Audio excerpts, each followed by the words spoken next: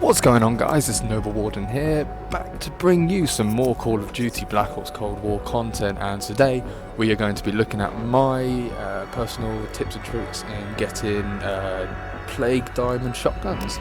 At the moment I do have about 3 sections complete, specials, shotguns, pistols, and I'm just going to give you a little heads up on the best way to get these camos so you can grind towards Dark Ether. Today we're going to be using the Gallo 12 for most of the gameplay. I'm just going to run through some best attachments for you, but it's completely up to you in the end, but definitely go for all attachments which give you extra salvage rate drop, as upgrading your gun to the epic rarity will definitely come in handy for the later rounds. So what we're going to be looking at here is either the infantry V-choke or any other muzzle which gives you that increased equipment drop rate. Next, you want to go for the 24.8 inch task force barrel. Definitely the ember sighting point. You need a laser sight for this method that I'm going to be using. The standard 12 round tube. And for the stock, definitely go for the marathon stock or anything which does improve your overall hip fire accuracy. Now we're just going to pop into a solo game and I'll see you all in a minute. And one quick thing to remember, definitely equip the Ring of Fire, as that is going to become your most useful tool in the long run for taking out elites. And also when you go to Pack-a-Punch, do not buy Elemental Pop as the perk or Dead Wire ammo mod, as that does count as a kill for Dead Wire and not your actual gun, that I'm sure of. So that is one of my first tips. Alright then, we have now loaded in and we're just choosing the class setups. So I'm going to be selecting the Gallo SA12 as that is the most easiest shotgun to do out of the two, and I'm going to run into a few tips as to what you need to do up until round 10, and then after that I will throw in the next set. So what you want to be doing is, as soon as you spawn in off the helicopter, what you want to do is you want to slowly gather the zombies into a group, and you just want to hip fire them in the head. I say hip fire them in the head because you want to start getting your critical kills as early as possible, and before you do any of this you need to make sure that you have leveled up your guns to at least level 30 for shotguns and pistols, and launchers, knife, and level 50 for everything else. So first I'm going to apologise for the poor quality, as my game has experienced crashes at the later rounds, and definitely have to apologise for that. It does improve in the later rounds. As you can see, I do lag around just a bit, but yeah, so what you want to do is you want to stay in the starting zone up until the end of round 10 and save 1 zombie. From this you can get just over 200 critical kills if you're able to land every shot on the head, and this is where your laser sight does come in handy, as it makes it so much easier. But I'll see you back at the end of round 10 where I'll dive into what comes next. Okay then, now you can see that we are finally at the end of round 10. I have 1 zombie left, and it is important to keep this zombie alive.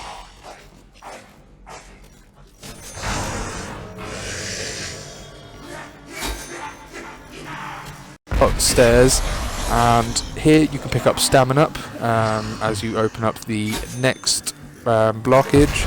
So once you've opened up this blockage, what you want to go and do is you want to run over towards the facility.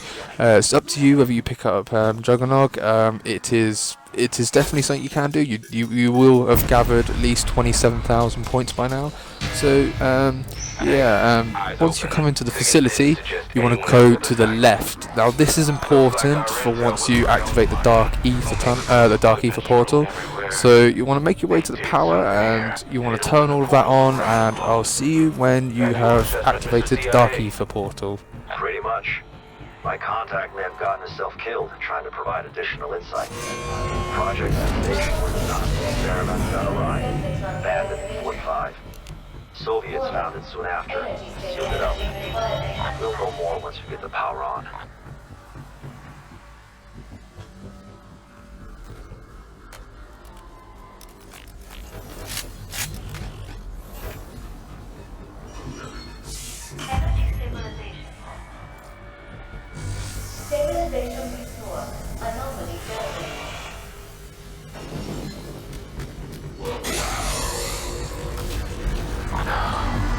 Okay, then as you can see, we have now activated the portal.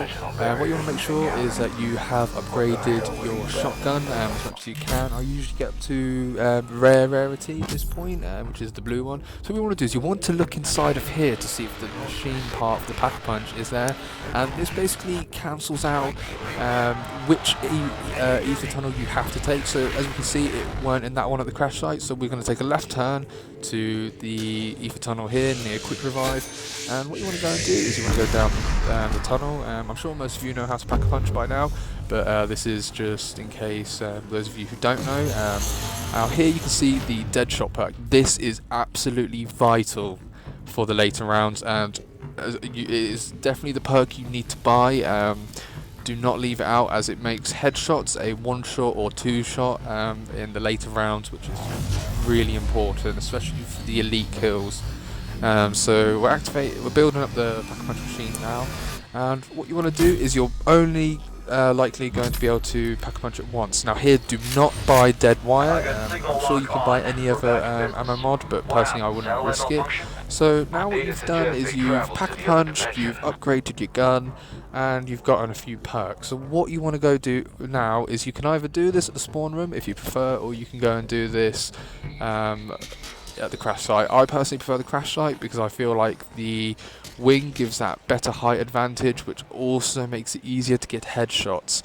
And obviously you want to try and get as many of your kills on up until around 30 to 35 as critical kills, as critical kills, Pack-a-Punch kills, and normal zombie kills are the one challenge which requires 2,500.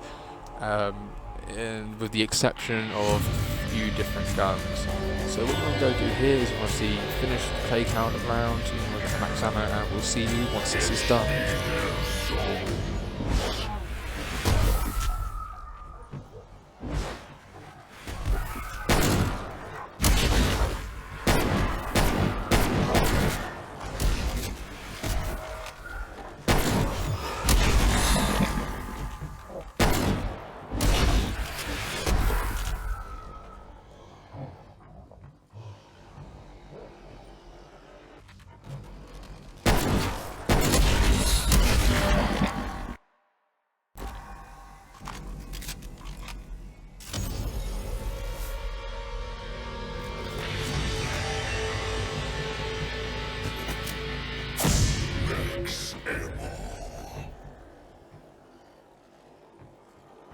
Alrighty then, you've now got the playground, and this beautiful creature here has now spawned in.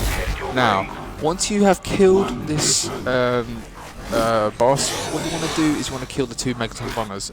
All 3 of those kills count as 1 elite elimination. It took me a while to figure that one out, but so what you want to do, come to the top of the wing and activate your Ring of Fire. As you just saw there, it was 2 shots to kill the Megaton Bomber. And now what you want to do is just want to save Ring of Fire as much as possible. Don't worry about getting critical kills at this point. And as you can see just there and then, briefly, I was able to kill the 2 Megaton Bombers so quickly, and that is why Ring of Fire is the most vital part of your loadout, and you want to use that for every single gun when going for the elite eliminations.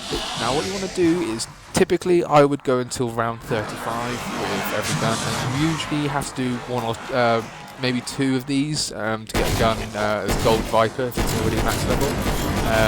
Very often it will take 3, but yeah, we'll stay until around 30 or 35 because that's when elites don't spawn in as often, and at that point you just want to restart and go at this again. It does get a bit repetitive, so I would personally suggest maybe taking a break now and then, or just going into multiplayer. But as terms of tips, that is as far as they go. It is as simple as that. Going for Plague Diamond is very easy compared to Diamond in multiplayer. So those are my tips and tricks. I don't really have anything to offer apart from make sure every round you kill the Plague Hounds first, because they can down you. But train the zombies around the crash site, and it should be as simple as that. use the hip fire, go for as many headshots as possible, and getting Plague Diamond shotguns should be a breeze. It took me probably just about a weekend to do it, and I had to max level my Gallo 12, and obviously this was before the XP was fixed, so it did take me about 7,000 zombie eliminations to do this. But yeah, I hope you guys enjoyed this video, and I hope these tips were very useful for you all, and I hope you use them well. And this is, once again, this is my personal tips. It works best for me. There may be better ones out there which works for others, but please leave a like, share the channel, and please drop a subscribe and turn on the notification button if you would like to see more tips and tricks for all of the other categories. Once I complete those videos, I will be doing the pistols and specials next. Thank you, and I'll see you next time. School